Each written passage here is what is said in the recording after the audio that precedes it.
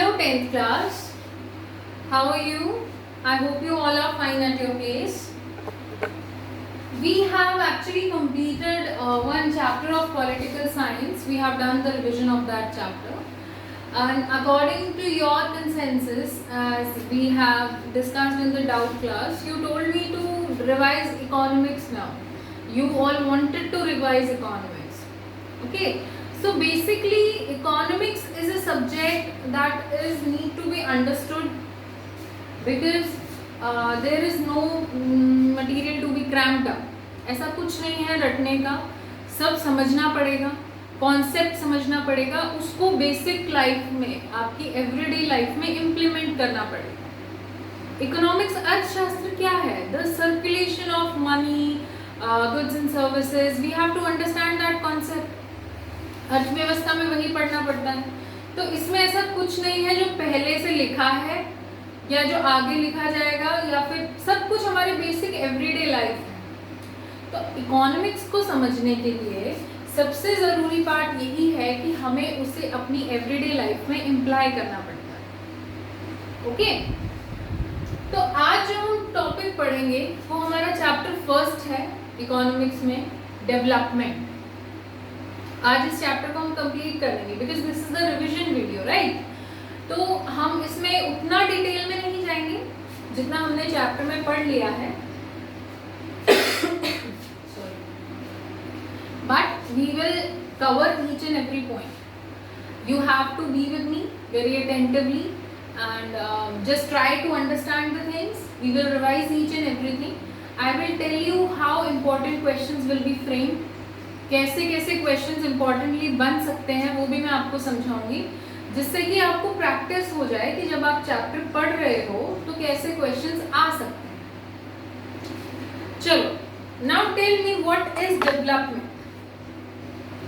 आपके लिए अगर आपको कोई एकदम से वर्ड बोलता है development, what does that mean to you? Development की अगर हम बाय डेफिनेशन जाएं या देखें, सोचें, तो it is the better state of your condition. आप आज जहां पे हो, जब आपकी कंडीशन उससे बेहतर हो, इम्प्रूव्ड हो, दैट इज डेवलपमेंट. बेसिकली हम इसे ही डेवलपमेंट मानते हैं कि अगर किसी के पास छोटी गाड़ी है, उसने बड़ी गाड़ी ले ली, हम बोलते हैं ही इज डेवलपिंग. ठीक है. किसी की सैलरी इंक्रीज हो गई, ही इज डेवलपिंग. किसी के बच्चे पहले छोटे स्कूल में जाते थे, now you are going in Bright International, so people will say you are developing. ठीक है. तो अगर आपको पहले इंग्लिश नहीं आती थी, now you can speak very fluently in English, that means you are developing. Better state of your condition in whatever condition you are today, and the better condition is known as development. आज आप जिस स्थिति में हैं उससे बेहतर स्थिति में जब आप आएंगे, that is known as development. Development क्या सबके लिए सेम होगी? नहीं. जिसके पास मनी नहीं है, basically they are deprived of the money और they are having any shortage of it, या उनकी ज़रूरतें पूरी नहीं हो पा रही हैं जो सोर्सेज उनके पास हैं, तो उनके लिए डेवलपमेंट किससे रिलेटेड होगी? मनी से. मान लो किसी के पास बहुत पैसा है, उसे पैसे की ज़रूरत नहीं है, बट वो जिस एरिया में रह रहे हैं वहाँ सिक्योरिटी नहीं है. उनका जो नेटिव प्लेस है दैट इज नक्सलाइट एरिया है मान लो, या फिर वहाँ पे बहुत गुंडा राज चलता है, तो वहाँ उनकी फैमिली सिक्योर नहीं है. उनके लिए डेवलपमेंट क्या होगी? जब वो अपनी फैमिली को सिक्योरिटी दे पाए. ठीक है. किसी बिजनेसमैन के पास बहुत पैसा है लेकिन उसके बेटे या बेटी को पढ़ने में कोई इंटरेस्ट नहीं है और उनका करियर नहीं बन पा रहा है, सो उनके लिए डेवलपमेंट क्या होगी? If they study well, that is development. हर इंसान के लिए डेवलपमेंट का अलग मीनिंग है. ठीक है. मैं मानती हूँ कि अगर इंडिया में सब पढ़े लिखे हो जाए, education is the most important tool a person can have, and confidence is the best accessory you can wear. So अगर हम एजुकेशन से कॉन्फिडेंट हो जाते हैं तो हम डेवलप्ड हैं. हर किसी के लिए अलग डेफिनेशन होगी डेवलपमेंट की. आप लोग जिस एज में हो, आप लोगों को लगता है कोई महंगा फोन या अच्छा बड़ा लैपटॉप ले आए तो वो डेवलपमेंट है. So what I am trying to say is every person has has different developmental goals. हर इंसान के लिए डेवलपमेंट का मीनिंग अलग है। जरूरी नहीं है जो किसी एक के लिए डेवलपमेंट है वो दूसरे के लिए भी डेवलपमेंट होगा। कैसे समझो, एक पंजाब का फार्मर है, there is a farmer in Punjab and a labourer in Bihar. Punjab में कोई एक किसान है और एक लेबरर है। पंजाब के किसान के लिए डेवलपमेंट क्या क्या चीजें होंगी आप सोचना। पहला, उनको चीप लेबर मिले। जब उन्हें खेती करनी है और जब उन्हें कटाई करवानी है उनके खेत में, तो उन्हें चीप लेबर मिले। ये डेवलपमेंटल गोल है इस फार्मर के लिए। क्या लेबरर के लिए सेम है डेवलपमेंट? नहीं, वो क्या चाहते हैं, उनकी हाई वेजेस हो, उनकी जो मजदूरी है वो बढ़ा दी जाए, क्योंकि महंगाई बढ़ रही है तो उनके पास भी ज्यादा पैसे होने चाहिए for their livelihood, for their better living. तो जो इनके लिए डेवलपमेंटल गोल है वो लेबरर के लिए डेवलपमेंटल गोल नहीं है, उसके लिए डिस्ट्रक्टिव है। जो इनके लिए डेवलपमेंटल गोल है हाई वेजेस, वो फार्मर के लिए डेवलपमेंटल गोल नहीं है। सो अगर आपको स्टेटमेंट मिले that a developmental goal is developmental for every category, that is not true. ठीक है, हर इंसान के लिए डेवलपमेंट का मतलब सेम नहीं होता है, और हो सकता है जो फैक्टर किसी के लिए डेवलपमेंटल प्रूव हो रहा है वही सेम फैक्टर किसी के लिए डिस्ट्रक्टिव हो। अब आप घर में भाई बहन हो, दो जने हो, ठीक। इमेजिन करो कि आपकी बहन चाहती हैं कि भाई से भी झाड़ू पोछा करवा दिया जाए, खाना बनाना मुझे कह रहे हैं खाना बनाना सीखो, इसको भी सिखाओ, इसको बाहर जाके खेलने की जितनी फ्रीडम है उतनी मुझे भी हो। ये उनके developmental goals. Your sister is thinking like that. अब अपनी बहन को देख के बोलना मत, ओ चुप रहे, है ना। बहन को देख, आप लोगों में लड़ाइयाँ बहुत होती होंगी, बहन भाइयों में होती हैं, बट प्यार भी सबसे ज्यादा उन्हीं में होता है। और जब बड़े होके आप लोग कॉलेजेस में चले जाओगे तो एक दूसरे को बहुत मिस करोगे, ठीक है। So always try to stay friends with your brother and sister. So now what I am trying to say कि आपकी सिस्टर के डेवलपमेंटल गोल्स क्या क्या थे? Freedom, work less, and she also needs to pursue her career. उनको भी अपनी career के लिए आज़ादी मिले, ये नहीं कि उनको बोल दिया जाए तुम्हारी शादी जल्दी हो जाएगी। अब ये जो डेवलपमेंटल गोल्स हैं आपकी सिस्टर के लिस्टेड, क्या ये आपके लिए भी डेवलपमेंटल गोल्स हैं? नहीं, काम करना पड़ जाएगा। कैसे कर ले काम? हम तो लड़के हैं, हम नहीं कर सकते, हम खाना थोड़ी बनाएंगे। तो जो डेवलपमेंटल गोल्स एक पर्सन के लिए थे वो जरूरी नहीं है दूसरे के लिए होंगे, दूसरे के लिए वो डिस्ट्रक्टिव भी हो सकते हैं। ओके, इतना समझ में आया? अब दूसरी चीज, development is usually not a single factor, development is a mix set of goals. कैसे? आप मान लो इनकम को ही लेके चल रहे हो कि आपको 2 जॉब मिल रही हैं। बात करते हैं, चलो, job A and job B. आप खुद सोच के चलना होगा। चलो, इस जॉब में आपको सैलरी मिल रही है 50,000। ओके, इस जॉब में आपको सैलरी मिल रही है 40,000। यहां पे जो इन्वायरमेंट आपको मिल रहा है, environment is not learning friendly. Office में आपको ज्यादा कुछ सीखने को नहीं मिलेगा, जितना आपको आता है आप उतना काम करते रहेंगे, आपकी ज्यादा डेवलपमेंटल ग्रोथ नहीं होगी in the terms of your work. यहाँ पे जो एनवायरनमेंट आपको मिल रहा है, environment is learning friendly.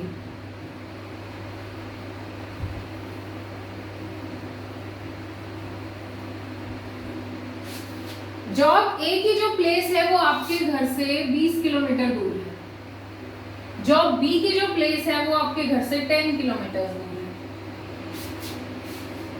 Job ए जहां पे है वहां पे प्रॉपर ट्रांसपोर्ट फैसिलिटी नहीं है।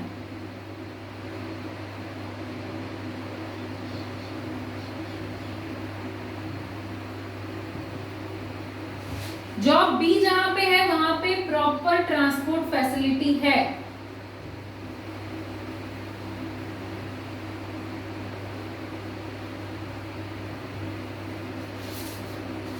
अब कंपेयर करते हैं।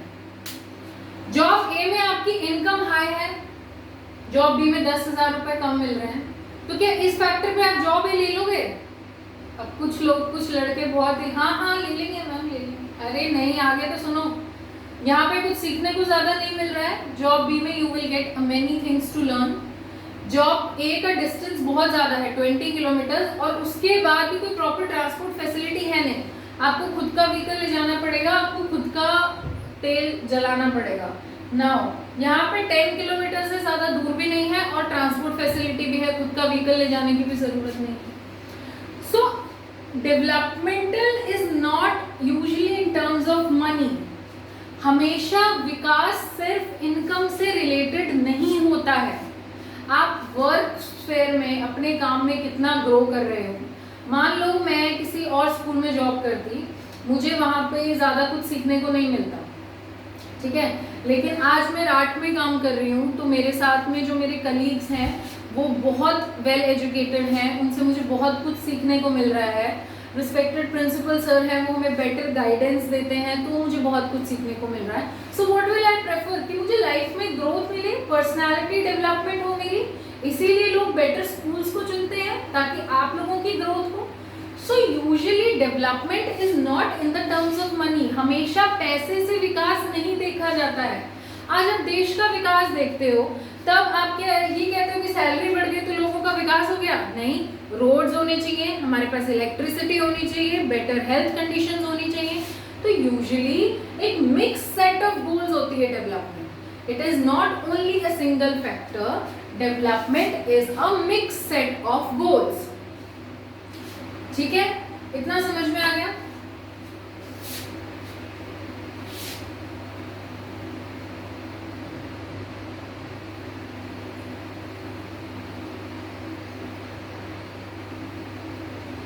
अब आपने देश की जब हम कैटेगरी करते हैं तो आपने एक कॉन्सेप्ट सुना होगा, वी आर कमिंग टू, देखो हमने डेवलपमेंट पढ़ लिया। What is development? This topic is over. Developmental goals for different category of people, कि हर इंसान के लिए अलग डेवलपमेंटल गोल्स होते हैं, ये पढ़ लिया। एक डेवलपमेंट जो होती है that is mix set of goals, एक सिंगल चीज किसी के लिए डेवलपमेंट नहीं होती, ये पढ़ लिया। Now we are coming to the topic classification of countries by World Bank. आपने जब भी हम डिफरेंट नेशंस की बात करते हैं, आपने बात की होगी कि ये कंट्री डेवलप्ड है, दिस कंट्री इज डेवलपिंग। जैसे यूएस है, that is a developed country, India is a developing country. So ये कौन डिसाइड करता है कि कौन डेवलप्ड है, कौन डेवलपिंग है? जैसे हमारी इंडिविजुअल डेवलपमेंट है, ऐसे नेशन की डेवलपमेंट भी होती है। अब हमारे अपनी डेवलपमेंट को लेके सबके अपने अपने विचार हैं, ऐसे ही नेशन की डेवलपमेंट को लेके भी सबके अपने अपने विचार होते हैं। कोई ये सोचता है कि अगर हमारे देश के जो फौजी हैं, हमारे देश के जो आर्म पर्सन्स हैं, उनको हम प्रॉपर ड्यू रिस्पेक्ट दे पाते हैं, उनकी फैमिली को सेफ रख पाते हैं, उनको प्रॉपर वेजेस दे पाते हैं, तो हम डेवलप्ड हैं। कोई ये मानता है कि अगर सबके पास नौकरी है इस देश में, पीपल आर एम्प्लॉयड, तो हम डेवलप्ड हैं। कोई ये मानता है कि अगर हमारी हेल्थ कंडीशंस बहुत अच्छी है, हमारे पास बहुत बड़े बड़े हॉस्पिटल्स हैं, हमारे यहाँ पे बीमारियां नहीं हैं, तो हम डेवलप्ड हैं। कोई मानता है कि सब जगह अगर रोड अच्छे हैं तो हम डेवलप्ड हैं। तो जैसे हमारी पर्सनल डेवलपमेंट के लिए हमारे डिफरेंट गोल्स हो सकते हैं, डिफरेंट मीनिंग्स हो सकते हैं, ऐसे ही नेशन की डेवलपमेंट के लिए भी हमारे डिफरेंट मीनिंग्स हो सकते हैं। जरूरी नहीं है कंट्री की डेवलपमेंट के लिए भी सबका एक नोशन हो, सबका एक मीनिंग हो। अब चलो ठीक है, नेशन की डेवलपमेंट हो गई। अब देश को, वर्ल्ड में इतनी सारी कंट्रीज हैं, उन्हें कंपेयर करना है आपस में। कंपेयर किस बेस पे करें? तो जो most common factor that is decided for comparing the countries is income. सबने माना कि ठीक है, एक इनकम ऐसा फैक्टर है जिसके बेस पे आप सब कंट्रीज को कंपेयर कर सकते हो। क्यों? लोगों की इनकम ज़्यादा होगी तो उनकी हेल्थ कंडीशन अच्छी होगी, लोगों की इनकम ज़्यादा होगी तो वो एजुकेटेड होंगे, उनके एजुकेशन में काम आएगा, वो अपने बच्चों को पढ़ाएंगे। So income was the condition जो माना गया कि ठीक है, इनकम होगी तो देश डेवलप्ड है। सो और इनकम को बेस से सबसे ज़्यादा इम्पोर्टेंट क्राइटेरिया किसने माना है? वर्ल्ड बैंक ने। ये एमसीक्यू क्वेश्चन जरूर आएगा कि मैं आपसे ये पूछूं कि income is chosen as the best criteria of comparing countries and this is done by which institution. Income को सबसे जरूरी कैरेक्टरिस्टिक माना गया है इन कंपेयरिंग कंट्रीज। किसने माना है? World bank. ठीक है, अब वर्ल्ड बैंक ने कहा है अगर किसी कंट्री की एवरेज इनकम क्या होती है मैं बताऊंगी। एवरेज इनकम यूएस डॉलर्स 12,056 से ज्यादा है तो वो कंट्री डेवलप्ड है। वर्ल्ड बैंक ने क्या कहा है? अगर किसी कंट्री की एवरेज इनकम यूएस डॉलर्स 12,056 से ज्यादा है तो वो कंट्री डेवलप्ड है। अगर किसी कंट्री की एवरेज इनकम यूएस डॉलर्स 955 से कम है सो वो नॉट डेवलप्ड है।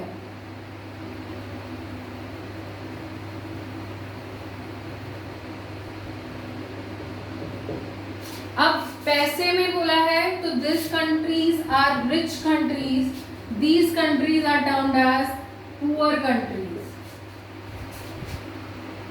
ठीक है, ये बेसिक क्राइटेरिया जरूर पढ़ लेना, क्वेश्चन में जरूर पूछा जाएगा, फिल इन द ब्लैंक्स में पूछ लूंगी कि रिच कंट्रीज का जो क्राइटेरिया है इनकम का जो वर्ल्ड बैंक ने दिया है वो कितना है। Rich countries US dollars 12,056, poor countries का इनकम क्राइटेरिया कितना है जो वर्ल्ड बैंक ने दिया है? US dollars 955। Okay, now India कहाँ है? रिच में या पुअर में? कहीं नहीं, बीच में। US dollars 1820। So India is neither a developed country, not a very bad condition country. We are neither a rich country nor a poor country. We come in the middle category. अगर आपसे मैं MCQ में पूछ लूं कि India का क्या status है, डेवलप्ड या नॉट डेवलप्ड? डेवलपिंग. ठीक है, इंडिया रिच है, पुअर है, क्या है? मिडिल रेंज में है, neither rich nor poor. India की एवरेज इनकम कितनी है? 1820. सो now what is average income actually? Average income है क्या? एवरेज इनकम का दूसरा नाम है पर कैपिटा इनकम. एवरेज इनकम का दूसरा नाम क्या है? पर कैपिटा इनकम.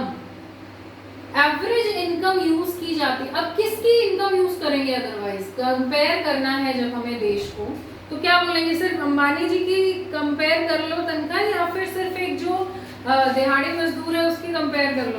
कंपेयर तो सबकी करनी पड़ेगी. So what we do is we calculate the average income of the country. अब एवरेज इनकम कैसे निकाली जाती है? ये फॉर्मूला अच्छे से देख लो. Total income of the country, total income of the country divided by total population of the country. Total income of the country divided by total population of the country. अब एक एग्जांपल लेके चल रहे हैं, समझेंगे हम. देश में मान लो 20 लोग हैं. अब ये मत कहना देश में 20 लोग कहाँ होता है, एग्जाम्पल से समझा रहे हैं. एक कंट्री में 20 पीपल हैं और उन 20 लोगों की जो टोटल इनकम है वो है 1000 रुपए, ठीक है। तो एवरेज इनकम कितनी होगी? 50 रुपीज। एवरेज इनकम कितनी होगी? 50 रुपीज, ओके। ऐसे ही देश की पर कैपिटा इनकम निकाली जाती है। अब अगर आपसे मैं पूछ लूं एवरेज इनकम क्या है, पूरे देश में से किसी एक की इनकम, पूरे देश में से सिर्फ अमीर लोगों की इनकम, पूरे देश में से गरीब लोगों की इनकम, या फिर it is same as per capita income? It is same as per capita income. And what is per capita income? Total income of the country when divided by total population of the country, that is known as per capita income.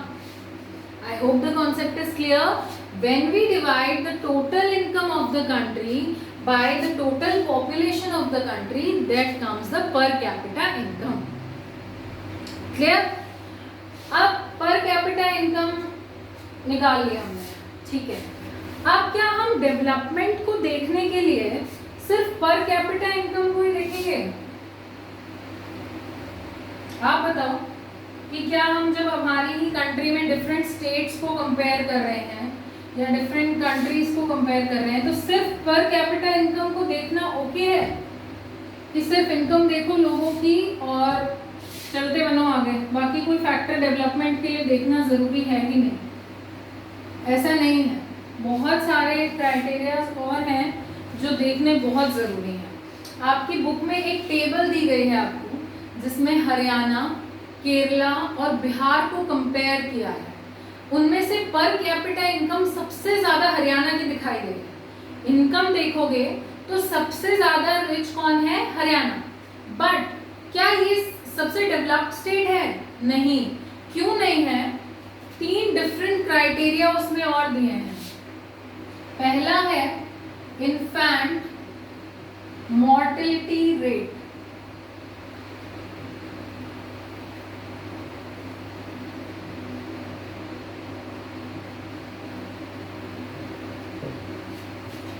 What is infant mortality rate?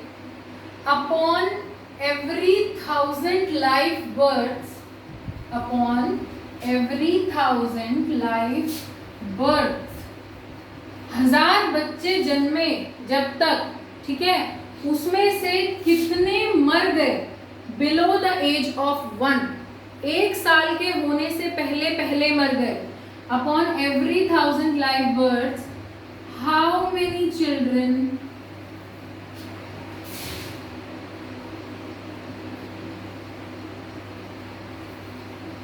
died before the age of 1?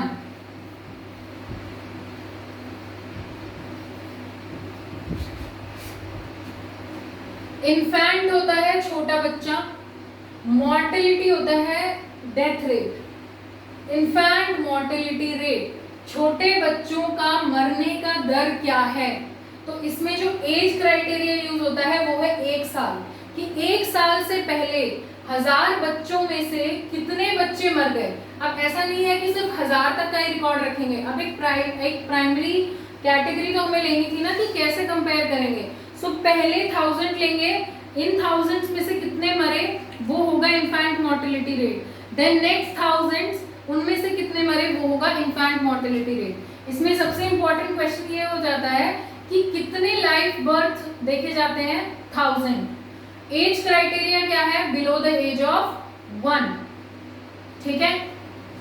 How many children died before the age of 1? Second criteria जो इसमें use किया है वो है literacy rate. Second criteria क्या use किया है? Literacy rate. How much population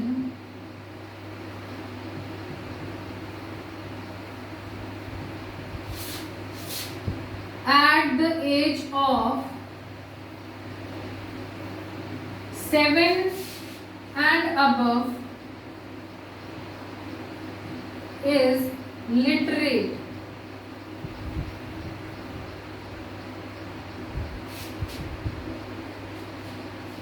कितनी जनता उस राज्य में 7 साल और उससे बड़ी एज की पढ़ी लिखी है। अब लिटरेट कैसे मानोगे आप किसी को क्या पढ़ा लिखा है? 7 साल का बच्चा ग्रेजुएट पोस्ट ग्रेजुएट तो होता नहीं है। लिटरेसी की डेफिनेशन क्या है? जब भी आप किसी एक भाषा को पढ़ सकते हो, लिख सकते हो, बोल सकते हो, दैट इज लिटरेसी। चाहे वो लैंग्वेज तमिल ही क्यों ना हो, हरियाणवी ही क्यों ना हो, अगर आप उसे लिख सकते हो, बोल सकते हो, पढ़ सकते हो, then you are a literate person. Literate person की एज ग्रुप क्या देखा जाता है? 7 साल और उससे अबव के लोग, कितने लोग एक भाषा को बोल लिख पढ़ सकते हैं, वो होती है लिटरेट पॉपुलेशन। थर्ड क्राइटेरिया जो पूछा गया है वो है net attendance ratio. Net attendance ratio 14 से 15 ईयर एज में, 14 to 15 ईयर्स एज में कितने बच्चे स्कूल जा रहे हैं? इससे कम की बात नहीं करेंगे हम। उससे पहले मान लो स्कूल में डाल दिया, लेकिन जब बच्चे 14-15 साल के हुए तो स्कूल से निकाल दिया, ड्रॉप आउट करा दिया, तो फिर वो अटेंडेंस रेशो में नहीं काउंट होता है। 14 to 15 ईयर्स के बच्चे कितने हैं इस राज्य में? मान लो टोटल 1000 हैं, उनमें से कितने बच्चे इस एज ग्रुप के स्कूल जाते हैं अभी, वो माना जाता है नेट अटेंडेंस रेशो। मान लीजिए आपके हरियाणा को कंपेयर कर रहे हैं, उसमें टोटल 10 बच्चे हैं टोटल इस एज ग्रुप में। We are learning it by an example. 10 students are there in this age group. उन 10 में से कितने बच्चे स्कूल जाते हैं इस एज ग्रुप के? मान लो 7 बच्चे जाते हैं, तो 7 is the net attendance ratio. How many students of age group 14 to 15 years of age are going school, वो होता है नेट अटेंडेंस रेशो। अब पर कैपिटा इनकम हरियाणा की सबसे ज्यादा थी, देख रहे थे तो बहुत अच्छा लग रहा था, Haryana is the most developed state, लेकिन इन्फेंट मोर्टेलिटी रेट सबसे ज्यादा हरियाणा का था, सबसे ज्यादा बच्चे यहाँ मर रहे हैं। इसका मतलब हेल्थ स्टेटस हरियाणा का बहुत अच्छा नहीं है। तो क्या ये सबसे ज्यादा डेवलप्ड हुआ? नहीं। लिटरेसी रेट भी केरला का ज्यादा अच्छा है। नेट अटेंडेंस रेशो बिहार का बहुत डाउन है। So only income can not be the criteria for developing. अगर दो तरीके के क्वेश्चन बनते हैं, अगर आपसे पूछा जाए कि which criteria is used by World Bank for comparing countries, वो होगा income. Which criteria is used by in human development report, ये अलग कॉन्सेप्ट है। Human development report, human development report कौन देता है? यूएनडीपी। ह्यूमन डेवलपमेंट रिपोर्ट कौन देता है? UNDP, United Nations Development Programme. तो ये एक सबसे इंपॉर्टेंट क्वेश्चन यही है कि ह्यूमन डेवलपमेंट रिपोर्ट कौन पब्लिश करवाता है? यूएनडीपी पब्लिश कराता है। यूएनडीपी कौन सी रिपोर्ट पब्लिश कराता है? ह्यूमन डेवलपमेंट रिपोर्ट पब्लिश कराता है। और ह्यूमन डेवलपमेंट रिपोर्ट में यूएनडीपी किन क्राइटेरियाज को यूज करता है? Health, education and income. ठीक है, I am repeating my point. Which 3 criterias are used by UNDP in writing or comparing the countries in human development report? Income, education, health status. ठीक है, income, health status and education, ये 3 वो मुद्दे हैं जिनके base पे human development report बनाई जाती है। ठीक है, हमारी कंडीशन ह्यूमन डेवलपमेंट रिपोर्ट में डे बाय डे अच्छी हो रही है, यानी कि देश में एजुकेशन और हेल्थ स्टेटस का विकास हो रहा है। आज के लिए इतना ही पढ़ते हैं, वरना क्लास बहुत ज़्यादा लंबी हो जाएगी आपके लिए। Please watch this video twice. इसमें सबसे इंपॉर्टेंट चीज़ें यही हैं कि development mix set of goals होती है। डेवलपमेंट जो एक के लिए है वो दूसरे के लिए डिस्ट्रक्टिव हो सकती है। मैं आपको स्टेटमेंट दे सकती हूँ जिसमें से पूछा जाए कि जैसे लेबरर के लिए क्या क्या डेवलपमेंटल गोल्स होंगे इसमें से, या फिर डॉक्टर के लिए क्या डेवलपमेंटल गोल्स होंगे, स्टूडेंट के लिए क्या डेवलपमेंटल गोल्स होंगे, तो आपको उसमें से चूज करना है। आपसे पूछा जा सकता है कि वर्ल्ड बैंक कौन सा क्राइटेरिया यूज करता है? इनकम।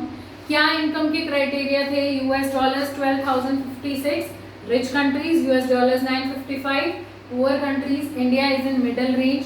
आपसे पूछा जा सकता है कि यूएनडीपी कौन सी रिपोर्ट दे सकता है, इन तीनों टर्म्स पे क्वेश्चन आ सकते हैं।